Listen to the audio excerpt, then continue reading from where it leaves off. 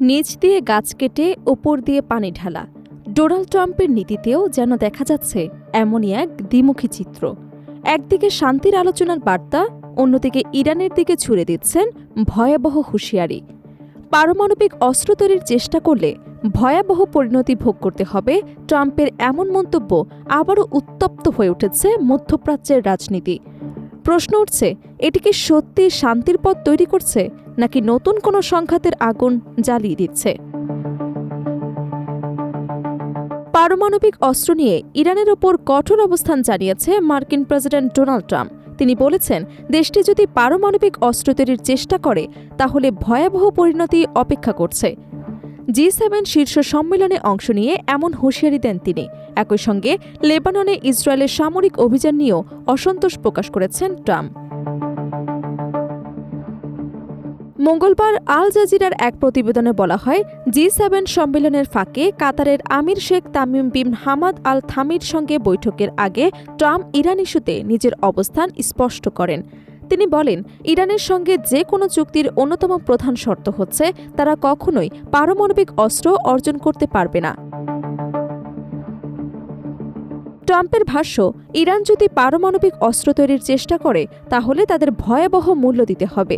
তিনি আরও বলেন, এই চুক্তি ইরানের পারমাণবিক অস্ত্র তৈরির পথে একটি বড় বাধা হিসেবে কাজ করবে। যুক্তরাষ্ট্রের কাছে সবচেয়ে গুরুত্বপূর্ণ বিষয় হল ইরান যেন কোনোভাবেই পারমাণবিক অস্ত্রের মালিক হতে না পারে।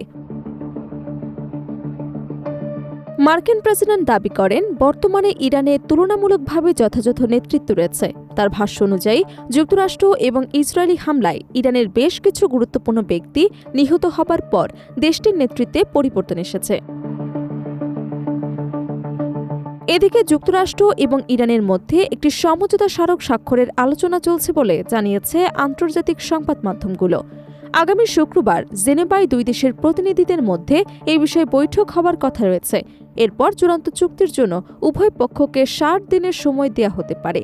ট্রাম্প জানিয়েছেন, আলোচনার পরবর্তী ধাপ তুলনামূলকভাবে সহজ হতে পারে। তবে ইরান ইস্যুতে আলোচনার পাশাপাশি মধ্যপ্রাচ্যের আরেক উত্তপ্ত পরিস্থিতি নিয়েও মুখ খুলেছেন ডোনাল্ড ট্রাম্প। লেবাননে ইসরায়েলের সামরিক অভিযানের সমালোচনা করেছেন তিনি। বৈরুতে হামলার বিষয়ে অসন্তোষ প্রকাশ করে ট্রাম্প বলেন, বিষয়টি তিনি ইসরায়েলকে জানিয়েছেন এবং তিনি এই ধরনের অভিযান পছন্দ করেননি। লেবাননে হিজবুল্লাহ বিরোধী অভিযানের বিষয়ে ট্রাম্প বলেছেন, দীর্ঘ সময় ধরে এই সংঘাত চলছে এবং এতে সাধারণ মানুষের প্রাণহানি বাড়ছে। তার মতে, কাউকে লক্ষ্য করে অভিযান চালাতে গিয়ে পুরো ভবন ধ্বংস করা উচিত নয়, কারণ সেখানে অনেক সাধারণ মানুষ বসবাস করেন। তিনি আরও বলেন, হিজবুল্লাহ মোকাবিলার বিষয়টি সিরিয়ার হাতে ছেড়ে দিলে তারা হয়তো আরও ভালোভাবে পরিস্থিতি সামলাতে পারবে। ইসরায়েলের হামলা চললেও ইরানের সঙ্গে সম্ভাব্য চুক্তি টিকে থাকবে কিনা এমন প্রশ্নের জবাবে ট্রাম্প বলেন, এটি টিকে থাকবে। তিনি ইরানকে মূল ইস্যু হিসেবে উল্লেখ করে বলেন, হিজবুল্লাহ হল সেই ছোট্ট কাঁটার মতো বিষয় যা বারবার সামনে চলে আসে।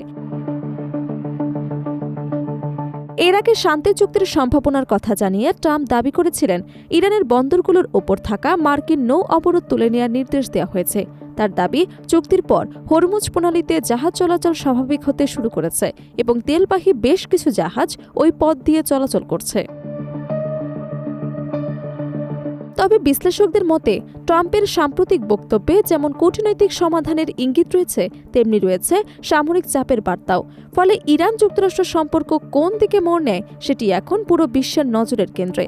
মধ্যপ্রাচ্যের শান্তির নতুন অধ্যায় শুরু হবে নাকি পুরো সংঘাত আরও ভয়ঙ্কর রূপ নেবে, তার উত্তর হয়তো সময় বলে দেবে।